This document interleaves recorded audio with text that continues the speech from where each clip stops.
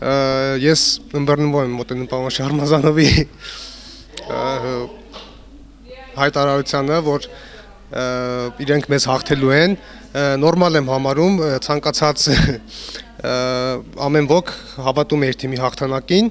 այդ առումով նորմալ եմ վերաբերում, ես էլ ասեմ, որ ես իմ թիմի հաղթանակին եմ հավատում, եւ եթե պարոն Շարմազանովը համեմատում է Բելգիայի հետ, Բելգիա-Հունգարիա խաղի հետ եւ նշում, որ իրենք լինելու են Բելգիան, մենք Հունգարիան, ես էլ ասում եմ, որ մենք լինելու ենք համեմատում եմ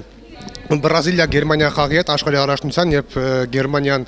7-0 հաշվով հաղթեց Բրազիլիային, եւ մենք կլինենք Գերմանիան, իրենք կլինեն Բրազիլիան։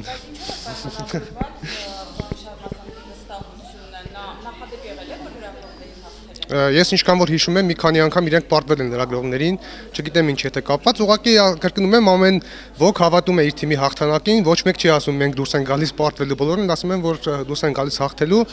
նորմալ են վերաբերում եւ վերաբերում է ֆիզիկական պատրաստվածությանը, ինչ կարծում գերազանց պատգամավորները կարողանան ավելի լավ վարժել, քան տանջահար եղած Չեմ կարծում, որ մենք տանջահար եղած ենք, ես մեր անունից կարամ ասեմ, վստահեցնեմ, որ մենք լավ ենք վազելու, պայքարելու ենք մինչև վերջ եւ մինչև վերջ խաղալու ենք հաղթանակի համար։ Ուզում ենք հաղթել խոշոր հաշվով եւ կհաղթենք։ Քանի որ հանրապետական կուսակցությունը ընտրական process-ներում փայլուն մեխանիզմի է տիրապետում, ենթադրում եմ, որ նրանք կարծում են, որ ֆուտբոլում նույնպես կարող են հաջողության հասնել, բայց ես հորդորում եմ ազգային ժողովի պատգամավորների թիմին, որպեսզի դանդաղ շտապեն եւ ամեն ինչ կորոշվի խաղադաշտում, մենք երկրպագուների պակաս չենք ունենալու եւ այդ ժամանակ պարզ կդառնա թե իրականում ովքեր են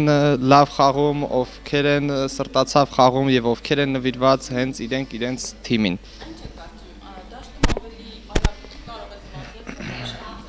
Ես իհարկե ծանոթ չեմ պարոն Շարմազանովի ֆիզիկական տվյալներին եւ երբեք ֆուտբոլի դաշտում չեմ խաղացել նրա հետ միասին կամ դեմ առ դեմ, բայց ես գիտեմ իմ ֆիզիկական հատկանիշները եւ ես համոզված եմ, որ այդ հանդիպման ժամանակ առնվազն մի քանի գոլի հեղինակ անձամբ ես եմ լինելու ու դա նվիրելու եմ հենց ազգային ժողովի պատգամավորների թիմին, որոնք չեն կարող ազնիվ մրցապայքարում հաղթանակ տանել լրագրողների նկատմամբ։ Թիմի անդամները ամբողջ հայտացուցակը մեր թիմի ավագ շանթը ներկայացել է ազգային ժողովի լրատվության եւ հասարակայնության հետ կապերի վարչության պետին եւ կազմում փոփոխություններ չեմ կարծում, որ կլինի, բոլորը գտնվում են մեր տղաները մարտական բարձր վիճակում եւ բարոյե հոգեբանական եւ ֆիզիկական, այնպես որ բոլորիդ հրավիրում եմ ներկա լինելու հուլիսի 4-ի այդ հանդիպմանը եւ մենք վստահ ենք, որ փայլուն հաղթանակ ենք տոնելու։ Չեմ կարծում չոր հաշի, որովհետև մենք այնքան մեծահոգի ենք, որ թույլ կտանք, որ նրանք գոնե հեղինակության գնդակ խփեն, բայց որ խոշոր հաշիվ է լինելու, դա երաշխավորում եմ։ Ես քիչ առաջ պատասխանեցի ձեր գործընկերոջ հարցին, դա մենք կարծում ենք, որ այդ փորձառությունը ձեռք են բերել Հայաստանում կազմակերպված ընտրությունների ժամանակ փորձարկված բազմաթիվ ընտրախախտումների